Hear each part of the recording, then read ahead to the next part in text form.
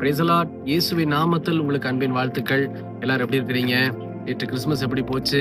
சந்தோஷமா இருக்கிறீங்களா? இயேசு கிறிஸ்து நம்முடைய வாழ்க்கையில இருப்பது ஒவ்வொரு நாளும் கிறிஸ்துமஸ் தான். இன்னைக்கு பாருங்க, அருமையான ஒரு வார்த்தையோடு உங்களை சந்திக்க வந்திருக்கிறேன். யோவான் சுவிசேஷம் 15ஆம் அதிகாரம் 16ஆம் வசனத்தை வாசிக்கிற முதல் வரியை கவனித்து பாருங்க. நீங்கள் என்னை தெரிந்து கொள்ளவில்லை, நான் உங்களை தெரிந்து கொண்டேன். இந்த வார்த்தை ரொம்ப உண்மையான ஒரு வார்த்தை, பிரியமான சின்னமே. இயேசு இன்னைக்கு உங்களை என்னையும் பார்த்து சொல்றாரு, என் மகனே, என் மகளே, நீ என்ன தெரிந்து கொள்ளல, நான் உன்னை தெரிந்து கொண்டேன். அதுதான உண்மை. இயேசுதான் நம்மை தெரிந்து கொண்டிருக்கிறார்.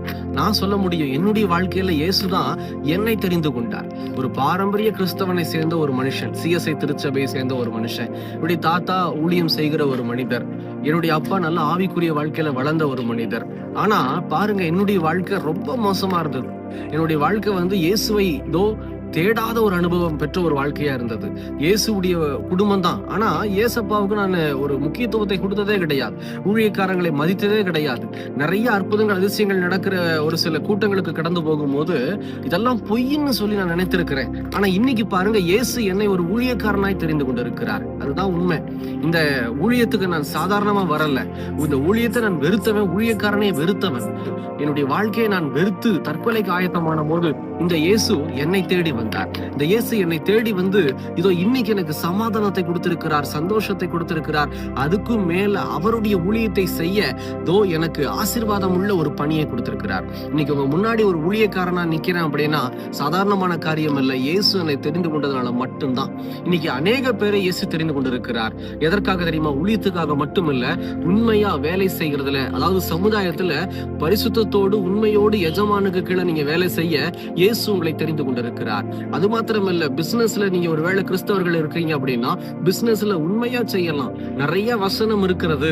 அப்போ பிசினஸ் கூட இயேசு கிறிஸ்துவுடைய பாதத்துல ஜெபம் பண்ணி செய்யும் போது கர்த்தர் உங்களை ஆசீர்வதித்து அநேகருக்கு ஆசீர்வாதமாய் வைப்பார். அதற்காக தான் உங்களை பிசினஸ்ல தெரிந்து கொண்டிருக்கிறார் இந்த இயேசு. நீங்க என்ன வேலை வேணா செய்யலாங்க, சிறுசோ பெருசோ, அந்த வேலையில உண்மையும் உத்தமமா இருக்கிறீங்கன்னா இயேசு உங்களை தெரிந்து கொண்டிருக்கிறார். அந்த தெரிந்த இயேசு என்ன செய்வார்? உங்களை கொண்டு அநேக பேருக்கு தம்முடைய வெளிச்சத்தை காண்பிப்பார். உங்களை கொண்டு அநேக பேரை ஆண்டவராகிய கர்த்தர் இன்னைக்கு ஆசீர்வதிக்க விரும்புகிறார்.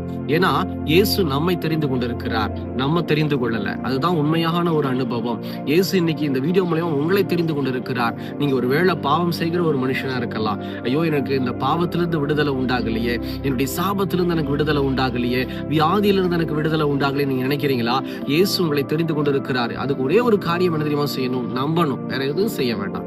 லட்சங்களோ கோடிகளோ ரத்தத்தையோ இல்ல உங்க சரீரத்தையோ கீறிக்கொள்ள வேண்டிய அவசியமே கிடையாது. இயேசுவே என்னை குணப்படுத்தும், இயேசுவே எனக்கு சுகத்தை தாரும், இயேசுவே என்னை ஆசீர்வதியும், இயேசுவே என்னை பலப்படுத்தும்னு சொல்லி முழு இருதயத்தோடு நீங்க சந்தேகப்படாம இயேசு கிறிஸ்துவின் நாமத்தை கொண்டு நீங்க கேட்டீங்க அப்படின்னா, தொடர்ச்சியா அந்த பைபிள் எடுத்து வசனத்தை தினந்தோறும் நீங்க வாசிச்சீங்க அப்படின்னா, வசனத்தின்படி உங்க வாழ்க்கையை அமைத்துக் கொண்டீங்க அப்படின்னா, இந்த இயேசு உங்க கூடயே இருக்கிறார், உங்க அருகாமையில் இருக்கிறார். ஏன்னா அவர் உங்களை தேடி இன்னைக்கு வந்திருக்கிறார். பிரியமான ஜனமே, விசுவாசத்தோடு இணைந்து ஜெபிக்கிறீர்களா? கண்களை மூடி. எங்களை நேசிக்கிற நல்ல ஆண்டவரே, இந்த வேலைக்காக ஸ்தோத்திரம். ஆண்டவரே, இந்த அடிமையை, பாவம் செய்த ஒரு மனுஷனை தெரிந்து கொண்டீரேப்பா. தகப்பனே, இன்னைக்கு நான் நிக்கிறேன்னா உங்க பிச்சை தானே, உங்க கிருபை தானே. இன்னைக்கு என்ன போல அநேக பேர் இருக்கலாம், வியாதியின் படுக்கையில, பாவத்தின் கட்டுல, ஆண்டவரே விடுதலையாக்க முடியாம இருக்கலாம். ஒவ்வொருவரையும் தொடும் தகப்பனே, ஒவ்வொருவரையும் விடுதலை செய்யும் இயேசுவின் நாமத்தில் நீர் எங்களை தெரிந்து கொண்டிருக்கிறீரப்பா. தகப்பனே, பிசினஸ், வேலை, ஊழியம், எதா இருந்தாலும் சரி, ஆண்டவரே, உம்முடைய ஜனங்களை நீர் தெரிந்து கொண்டிருக்கிறபடியினால் உங்க நாமம் தகப்பனே மகிமைப்படட்டும் எங்க மூலமா. அது மாத்திரமல்ல, அநேகருக்கு உதவி செய்கிற ஒரு ஆண்டவரே அனுபவத்தை எங்களுக்கு கொடுத்து கிறிஸ்துவின் அன்பை தகப்பனே பகிர்ந்து கொள்ள தேவன் கிருபை தாரும். தொடர்ந்து ஆசீர்வதியும் இயேசுவின் நாமத்தில் பிதாவே. ஆமேன், ஆமேன். தொடர்ச்சியா ஜெபம் பண்ணுங்க. எங்களுக்காக ஜெபித்துக் கொள்ளுங்கள். கர்த்தர் உங்களை ஆசீர்வதிப்பாராக. God bless you.